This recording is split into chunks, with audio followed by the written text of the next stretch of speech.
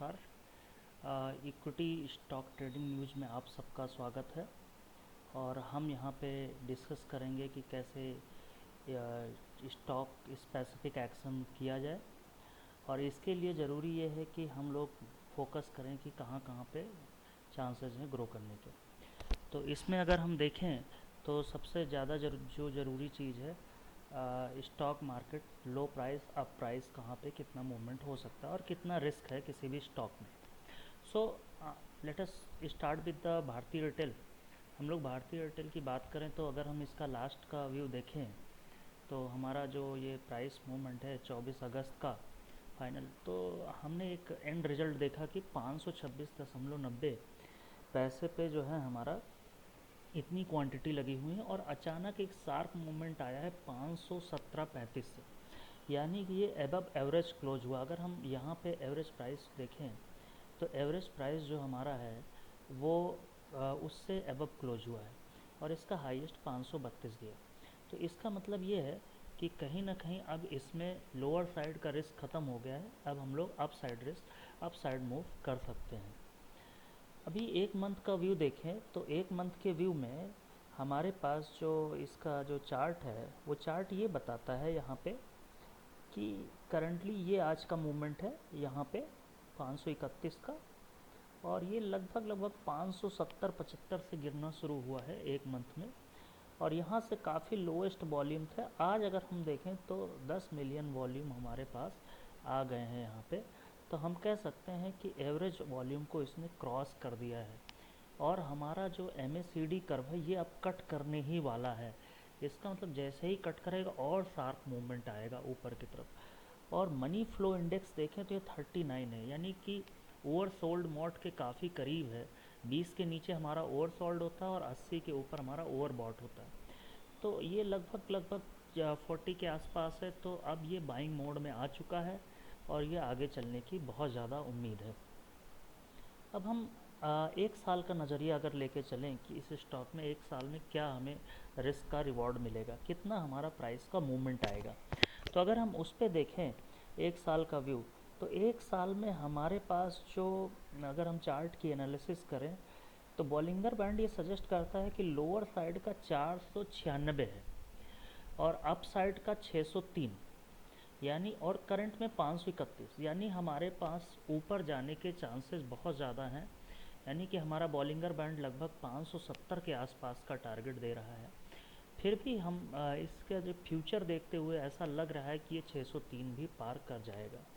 तो यानी लगभग करंट प्राइस अगर हम देखें 526 से, तो लगभग हमारा 15 से 20% का मूवमेंट ऊपर की तरफ आ सकता है। ये एक बड़ी चीज़ है।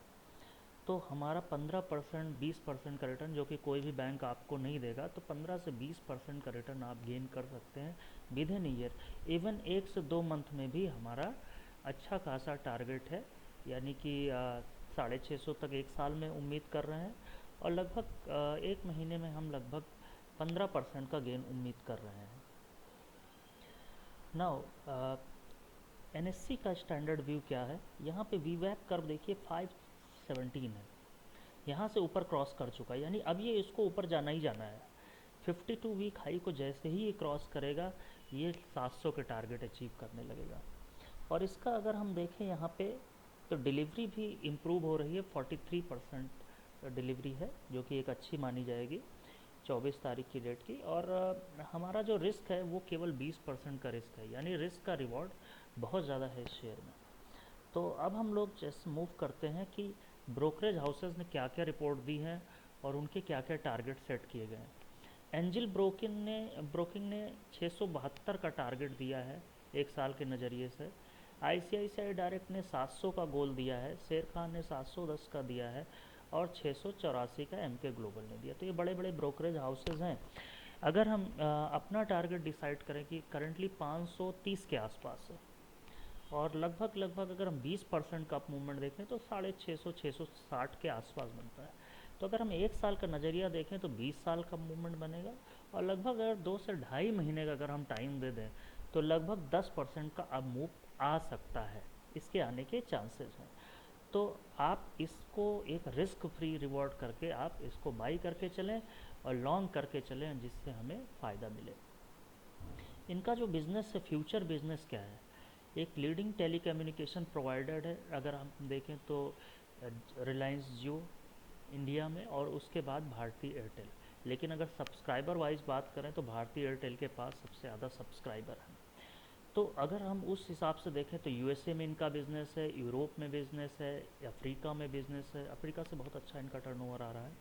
मिडिल ईस्ट में इनका बहुत अच्छा कर रहे हैं, एशिया पैसिफिक, इंडिया में भी अच्छा कर रहे हैं, और सार्क रीजन्स में। इनका जो एक्सपेंडिंग एरिया फ्यूचर कहाँ कहाँ पे एक्सपेंड कर सकते हैं वो है, करंट हमारा 4G रूरल एरियाज़ में, अर्बन में लगभग इस्टेब्लिश हो चुका है, रूरल में।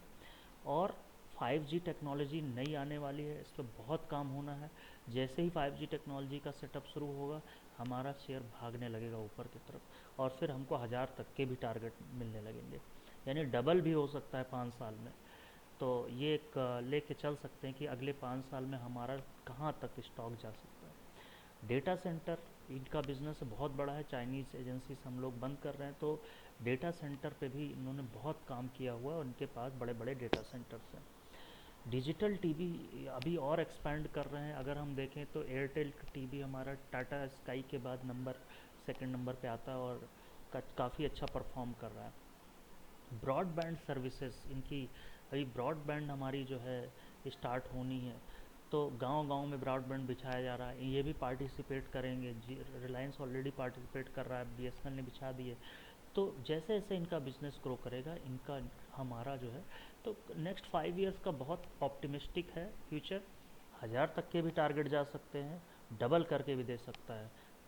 5 साल हम ज़्यादा बोल रहे हैं, हो सकता है 3-4 साल 5 में भी हो सकता है। अभी का करंट जो टारगेट मेरा जो 2 मंथ का टारगेट है, वो लगभग 8 से 9% का अप मूवमेंट हम इसमें एक्सपेक्ट कर रहे हैं। लगभग 590 के आसपास का 2 मंथ का हमारा टारगेट है, और ये यहाँ पे टच करना चाहिए। ये सारे जो है, ये मेरे ओन थॉट हैं। सिक्योरिटी मार्केट हमेशा से रिस्की रहा है, तो इस पे जब भी लगाएं तो अपने एनालिसिस करके ही लगाएं। थैंक यू दोस्तों।